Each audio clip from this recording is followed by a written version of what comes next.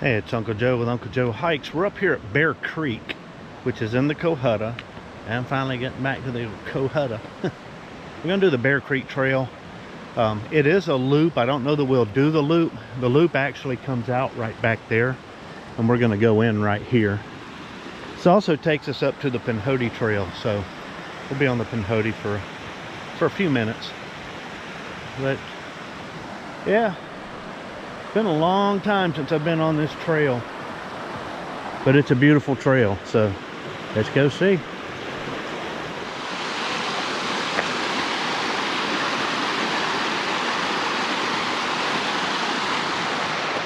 This trail is one I have a lot of history with. I biked it many times, but I haven't been up here in a long time. The only time I've ever hiked it is when I was doing trail work up here years ago. Came up and did some work with the Forest Service and Sorba, and a long time ago. This creek is beautiful. We're gonna have to cross it here shortly. Hopefully got some rocks to step on, because that water's gonna be cold. Well, we're at the turnoff for Cohutta. Cohutta comes in, and then we're going to share it for a little while. That's a bit of a climb. You go up and then switch back, and we came over that one time. I led a group of riders over that, and they called it the Cohutta Death March, because it's a pretty steep, if you're coming this way, there's a pretty steep climb back there. This is a section they call P1, because I think this is the first section of the Cohutta that mountain bikes can follow, and it goes down, crosses another gravel road to P2, which dumps you out on another gravel road, which will take you over to Mulberry Gap, which is a great little resort for mountain bikers and now hikers. And then you can take P3 over, cross 52, and then you're on P4, and then you drop down into the valley, and then go across over to Dalton, and then you finish out and go out toward Alabama. So this is where the Cohutta crosses Bear Creek, and it's going to go up and fork off later. We're going to go this way on Bear Creek and check out the Gannett Poplar, which is one of the oldest trees in the state, I think. So I gotta go look at that. Well, looky here. Shows you how long it's been since I've been here. I don't think this footbridge was here when I biked here last. I could be wrong. I seem to recall having to bike across this creek. But I'll take it. I will take it. I'm a little bit shocked at the amount of blowdown. I mean, it's all been cut back, don't get me wrong, but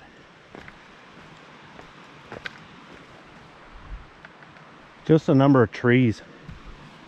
Clearly a big storm came through. I don't recall which one it could be, but a number of years ago for some of this, but fairly recent for others. This will be a long gradual climb. It won't be very steep. There may be a spot or two that gets a little steep, but for the most part it's just gradual. Yeah, I figured this was coming, and we could just trot along right there, or we could come up on these logs. I think these logs seem to be maybe where people are going, so let's see if I can do that. If not, there's a spot over there too. Yeah, those logs make it easy. This is a confluence of a couple of creeks here. Beautiful spot, really. They've armored this up a bit recently where you can pedal right across, just no boardwalk yet. So that's a creek that probably gets a good bit of runoff, so you might lose a boardwalk if you did put one there.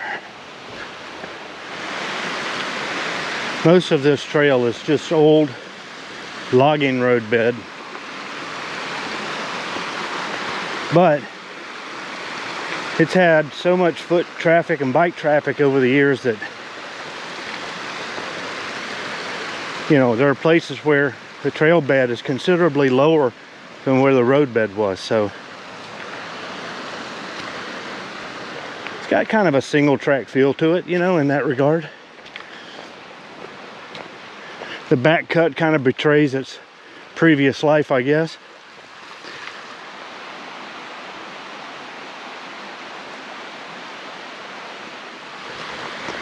Well, I told you there was a wide crossing. I don't remember it looking exactly like this, but nonetheless, here it is. Well, we're gonna have to pick our way across.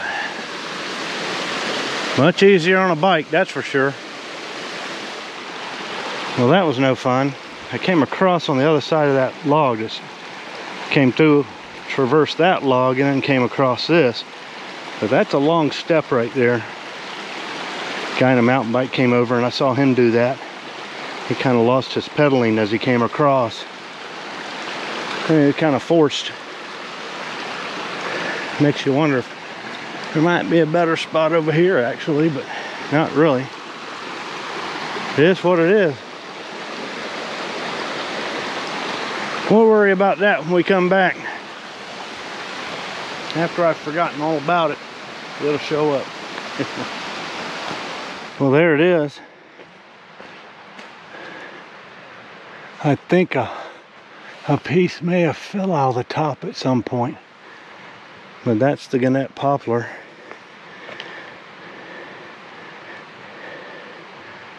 So I'm going to give you an idea of scale by putting my trekking poles against it. So maybe that gives you some sort of idea of the scale you're dealing with. It's a big tree. Very big. Probably 5 or 6 feet there at its widest, maybe. Maybe a little more. It's hard to say.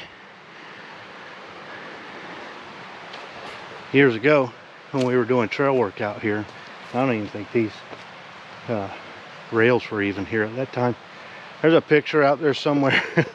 I don't know if it's me and Don. Don, maybe you can tell me. But we both have each have a Pulaski in our hand. And we're rear back like we're chopping that tree down.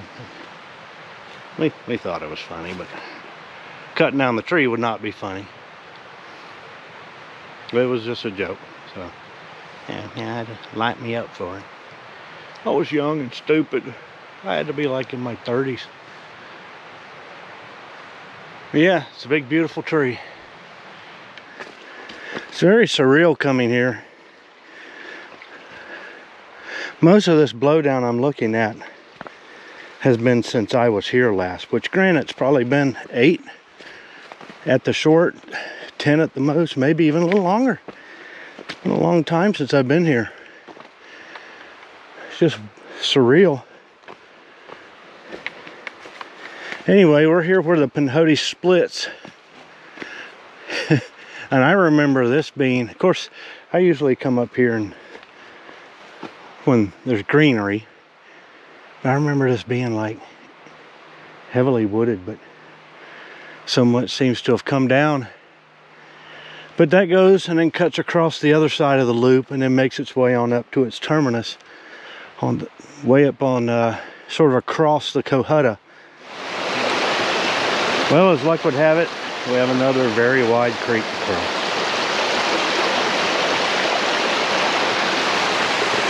You can see the excitement on my face. So I've actually made a turn here. The creek we've been walking kind of comes down from here, and there's a merge right here, a convergence.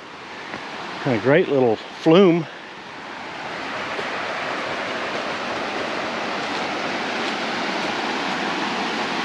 Pretty cool.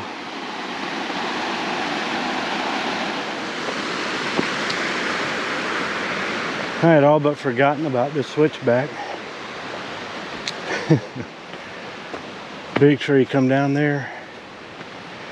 Yeah, I'd forgotten all about this. For some reason I was picturing this one on P1, but it's... So yeah, I guess we're not going to cross that probably. We're just going to stay on this side of this other draw. I don't know, we'll see. It's been a while.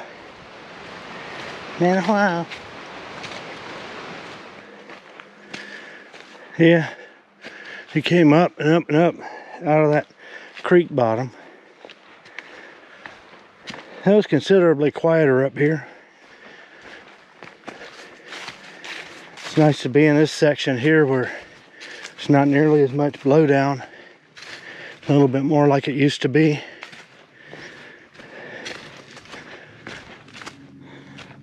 I do remember coming around this.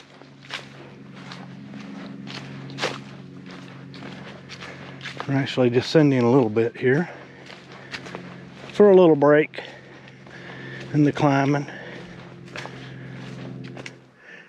It's nice hiking on this straw from these short needle pines and hemlocks and spruce or whatever these are.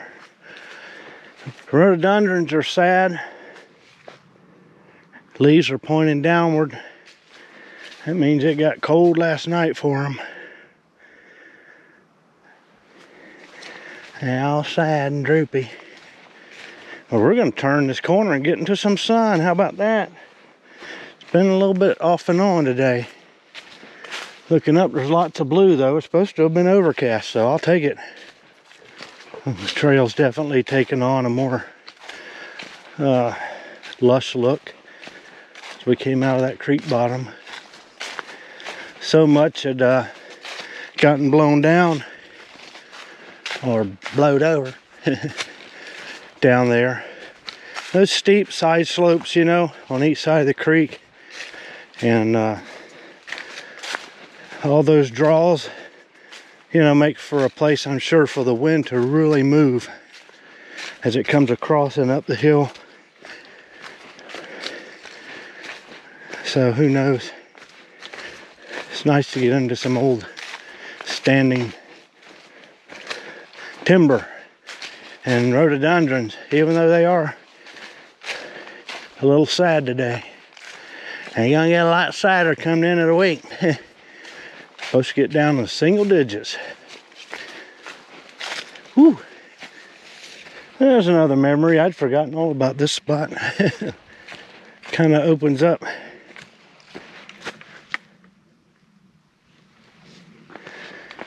Really wide along here.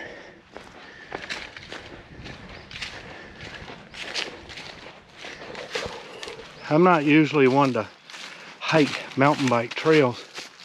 Sorry for the sun there. But this trail is getting some attention from hikers, and I think it's truly multi-use, as most of them are.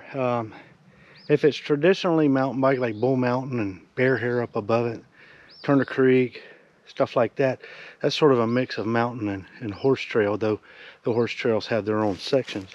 I try to stay away from them, just generally speaking. That may change, but give the cyclists their place. Somebody who mountain biked for a long time. But this trail, partly because of the poplar and all that, it gets some foot traffic, and what with the Pinhoti dissecting this loop too.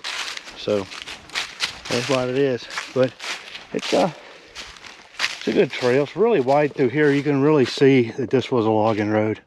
Back there where it widens out and stops, you know, this wide area stops, and it gets really narrow back in there.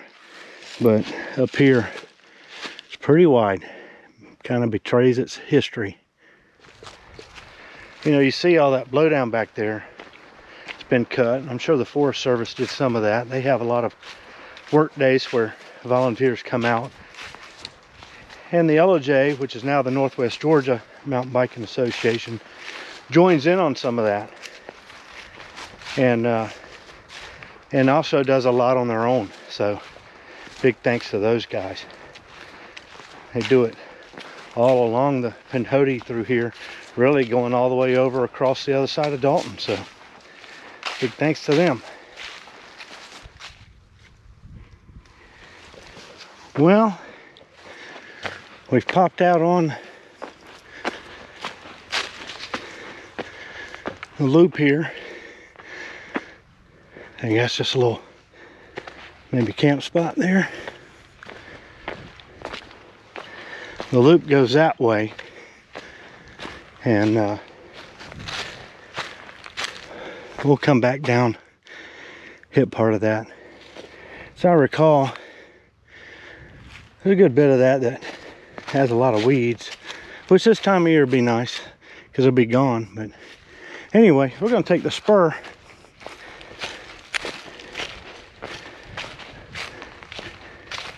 head up to the Cohutta stone. It's been a long time. Don't know if the camera will pick it up, but this is a good view here.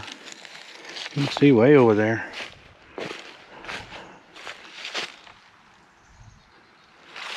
Really pretty. A little mountain biker came flying down a few minutes ago. One thing that they'll do for you at Mulberry Gap mountain bike retreat is shuttle you up here to the top where the parking area is and let you largely downhill it pretty much all the way to the gravel road where I turned in off Gates Chapel Road. So, you know, or you can climb up P1 and then descend that if you want to. Pedal your way all the way over to the other road where Mulberry Gap is and just pedal back. People do that as well. So if you're into mountain biking, you might want to check that out. If you're hiking the Pinhoti, look at them for a place to stay. Get some things done. Maybe get your, I think you can get your laundry done there. You get a place to sleep and shower and some food. And then good cooking there, I can tell you that. Anyway, we're starting to descend a little bit. We can see some blue through the trees down through there, so we know that there's a gap over there somewhere.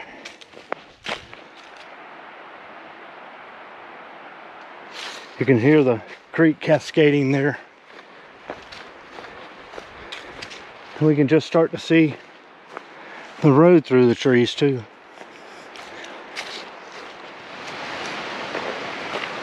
And the road is right there, a gate. Now, we got a choice to make here. Typically, I would have rode my bike to the road and then rode the road up to the overlook.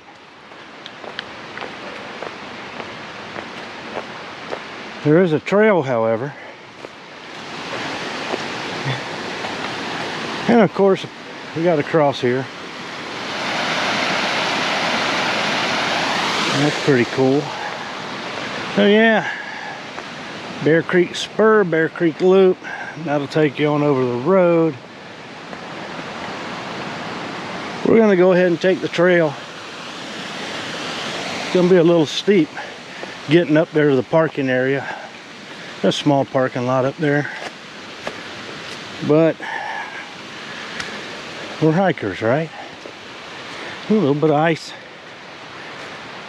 We're freeze thaw here. See it there. There's a little switchback. You can imagine descending this on a mountain bike. You definitely want a downhill rig.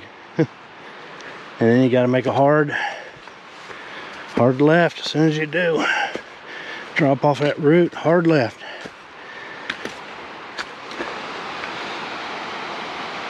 Here's where we came. Crossed the creek, came over, or actually came up and then came over. Another switchback.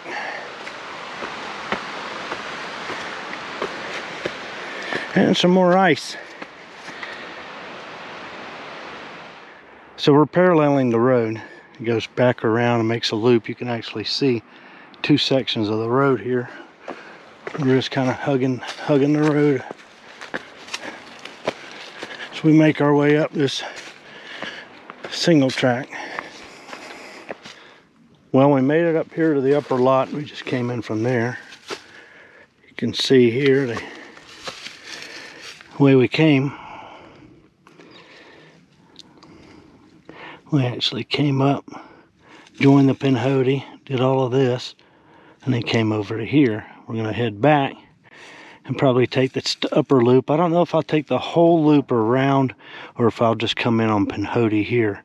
We'll see how the trail looks.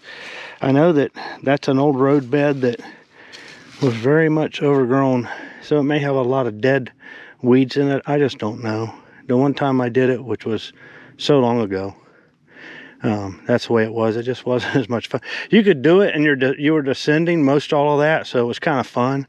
But right as it dumps out here by the road, it gets real steep. I remember we dumped out of a food plot and started heading down real steep single track, and there was a group of kids.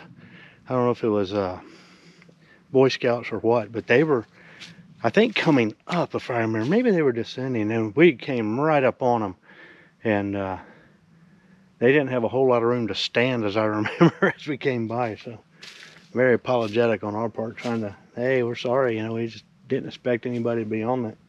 So anyway, we'll see what happens when we get down there. But we're going to go down the road. We're going to dump out on the road over here, and then we're going to head over to the overlook over there and take our break, have a little snack, take a little break, sit down a while.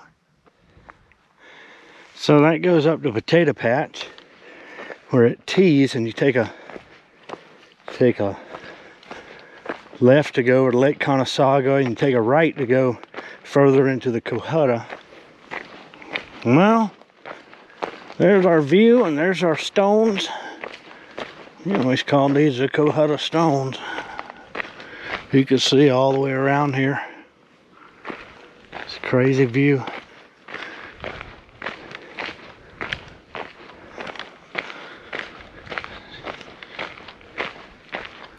It's just gorgeous.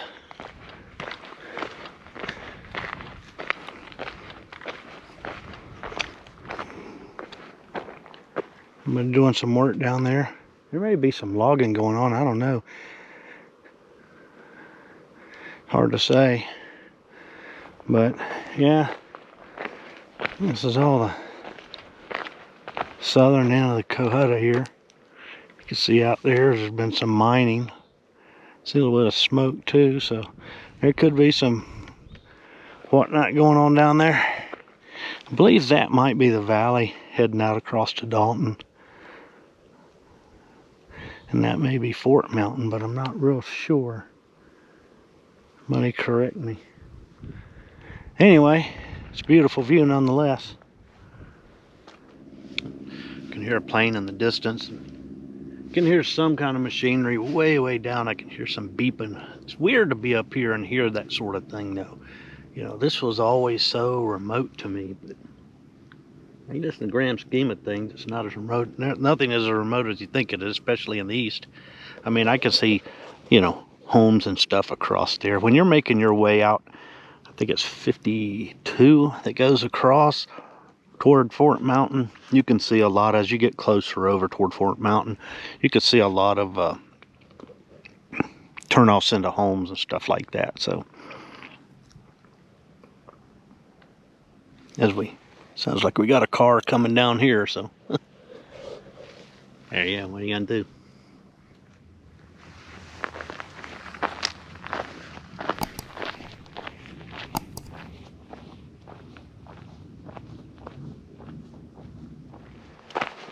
So I decided to just take the road down, take it down to the gate, turn in, and start heading on back. Getting a little chilly up here. Clouds have come in. Don't know if we'll see the sun again today, but hopefully so. Just now about 2, so we got plenty of time to get back.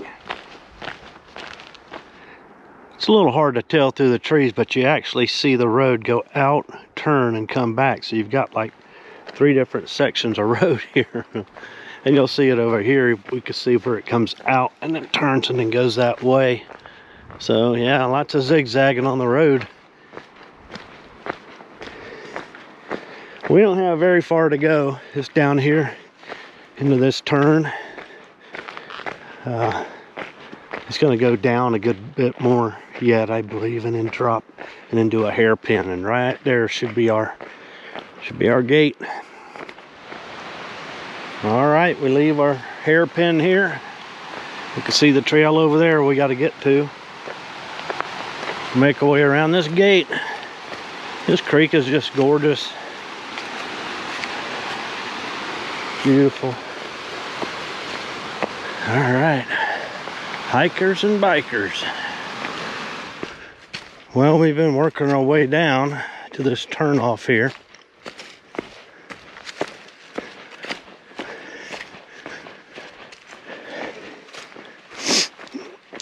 This is the Bear Hair Creek Loop. We've been on the spur. We came from that way. So we're going to take a left here. And clearly somebody's been biking down through here. You can see a lot of tracks over there. I've mentioned before that the Cohutta used to be known for the place that the Smoky Mountains would come and dump their problem bears. As such, it was always an uneasy place to be at times, but it's also a place that's heavily hunted. I think a couple of weeks ago I kind of thought about coming out here, and then I had read that there was a special rifle hunt going on. I don't know what special means. I don't know if that's old style, maybe flint rock or something like that. Flint rock, whatever. I don't know. I don't know what the special meant. So I avoided it for that reason. But, they are hunted out here. Hopefully that means that maybe some nuisance bears are taken at that time. You want to leave bears that are not acclimated and not problems, and let them pass on their knowledge and genes to their young ones to be wary of people. So whatever that's worth. But anyway, it's been cold the last couple of nights. It's not likely there's going to be too many active today. Certainly next weekend, yeah, there's not going to be any bears moving because it's getting in the single digits.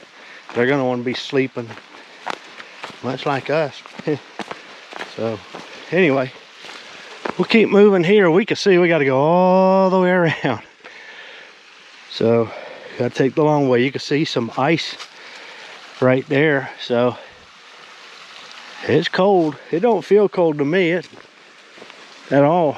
I mean, it feels chilly but not cold, but I've been moving, so I'm generating some heat myself. Got a patch of ground cedar there.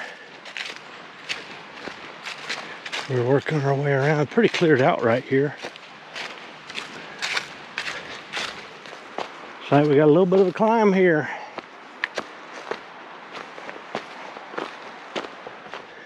Yeah, another closer here for vehicle traffic. Of course, that little clearing right back there, probably demarc a stoppage of some sort, but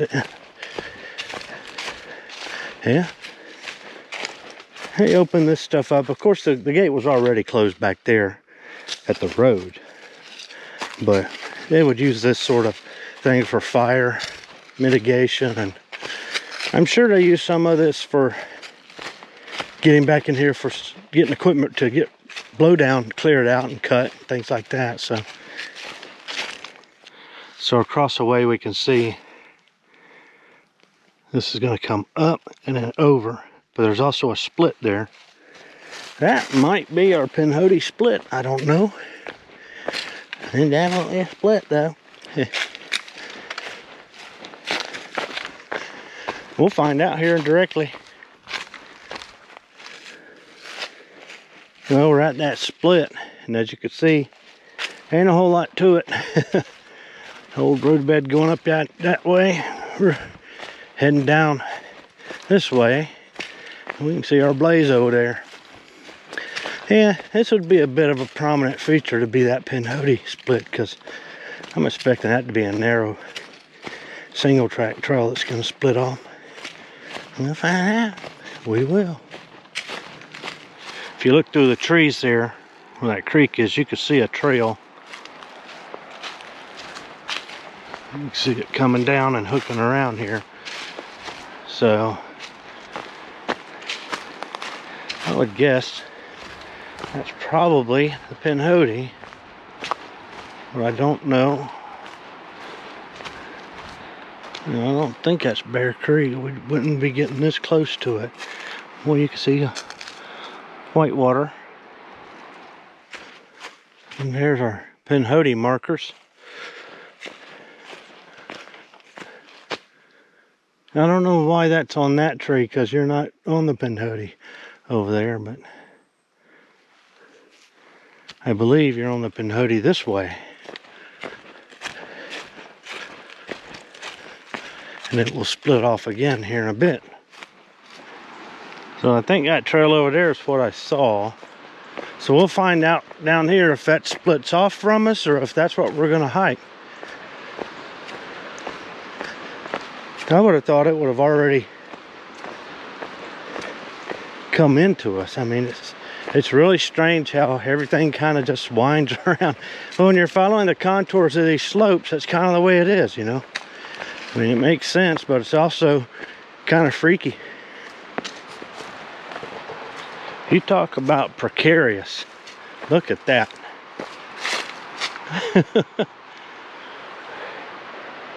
His friend's propping him up. Got some blow down here. And a lot over there. That looks kind of old. As does this. At least a little bit. I don't know. Look at the splinters there. We'll make our way underneath here. You know, for the most part, we've been spared a lot of the, I hate to use the word unsightly, but for lack of a better term, unsightly damage that we saw on the other side. I mean, in the spring and summer, it'd be pretty because there'd be a lot of greenery. In the winter time, it's kind of front and center, you know. But this was pretty substantial, probably relatively old, but you can see this big tree came down, probably knocked this other one down. They both probably had a lot of pressure on them from the wind, so it didn't take much. With a little bit of help, they both just came down. But most of what we've seen so far up here on this north section or upper section has been beautiful. I mean, there's been hardly any damage at all, so I'm glad I came this way, to be honest with you. I mean, the plan was to come down here to Pinhoti and split off anyway, but still, I'm glad I did it and didn't just go back the way I came. So we've been looking at that trail over there and wondering if maybe it was back there. I thought that we were going to come into it and it would be the Pinhoti connector maybe, but it apparently is the other side of Bear Creek. I didn't think we ever came that close. I always thought we stayed a ridge away, but you know, I haven't studied the map as closely coming around this side, just because I always kind of just go back the way I came, you know, up and down that one side. But that is very interesting and kind of cool. Anyway, we're moving along. We can see another trail. Looks like maybe another trail right here. This might be our, actually, yeah, this is our Pinhoti connector right here. I can see a Pinhoti marker down there.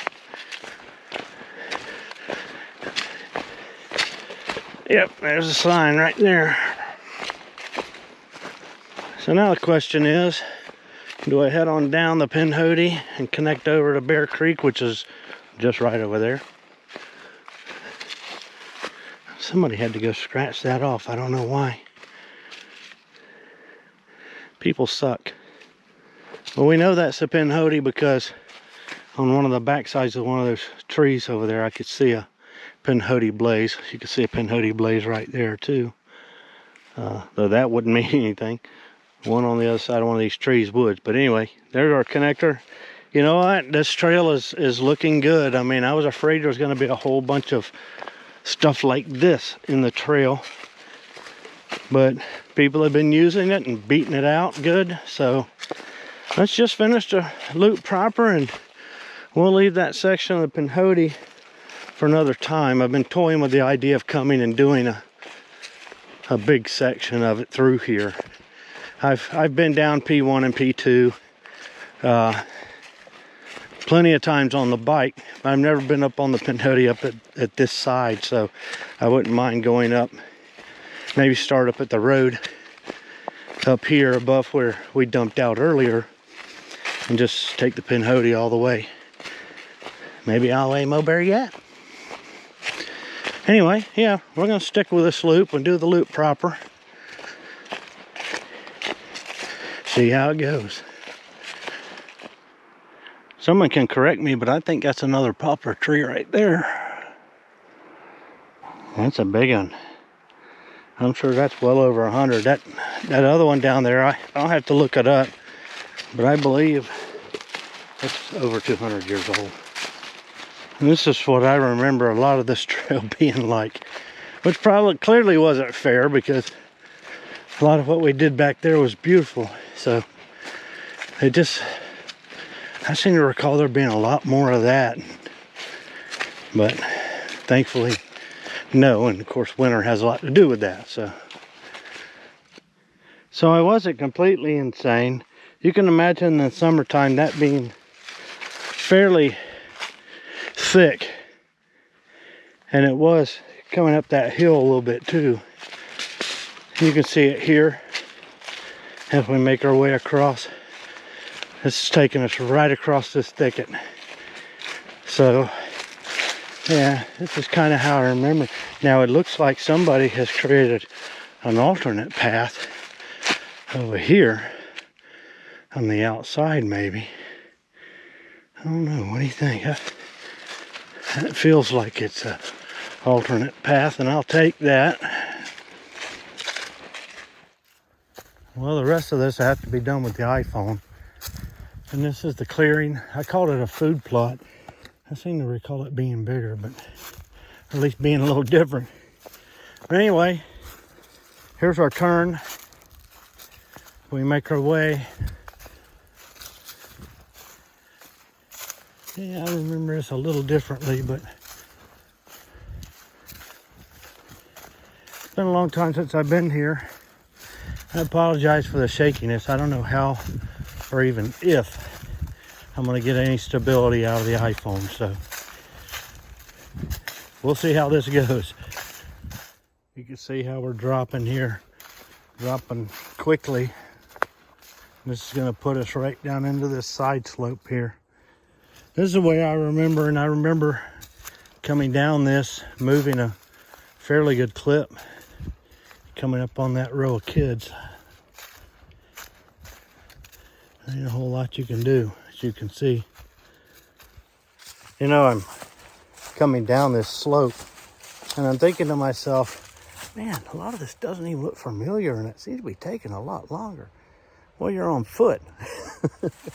This would have gone by in a flash on my mountain bike, right? So it's like, you know, you're just like, yeah, this 12-minute walk down off the side slope would have been 4.5 minutes, 5 minutes on a bike. So, you know, there's that to consider. Like much of this trail on this side, taking a little longer. Well, we can see old Gobi over there. You can see the trail where we're gonna finish out. Hopefully nobody broke in and got my HO scale train set. I'll play with that later. Anyway, we gotta keep moving. Well, call it a hunch, but I think my feet are gonna get wet. Not cool. So it looks like you could just come across those rocks, but you really can't. because of the gap right there. So I just came straight on here, and shoes are wet. Maybe I can squish some of it out. But anyway, not much I can do. Make my way up to the truck. Well, Bear Creek loop done. Added the spur, did the loop proper. So feel good about that. If you come up here, you probably just want to do the loop, and I highly recommend it. I was pleasantly surprised at how nice the trail was up on that old forest road bed. And the woods were just beautiful. I think that if you stayed on this side, you wouldn't get as wet. Coming across that last creek there, you're going to get wet. There's just no way around it. I only got probably 1 foot wet going up, and that was that really wide creek. If I'd have came back that way, it probably would have been the same. But this way, I got over my ankles. But it's just because it was just frustrating trying to pick a line. It's just like, I just go. I'm right here by the truck. My feet will be warm soon enough. I think like much of the Cohutta, when you come up here, probably not as much this trail, but when you start looking at Jack's River and some of these others, you're just going to have to be prepared to get wet. And I don't really like hiking through ankle deep and knee deep water and stuff like that, but things like Jack's River and maybe a few others, that can be a possibility. So maybe keep an extra pair of shoes in the truck, so when you get back you can change out into them. But anyway, we're done with this, and we're gonna make our way back. I don't know, it was probably close to 4, so 4:30 maybe. So yeah, we'll get out of here and find something to eat.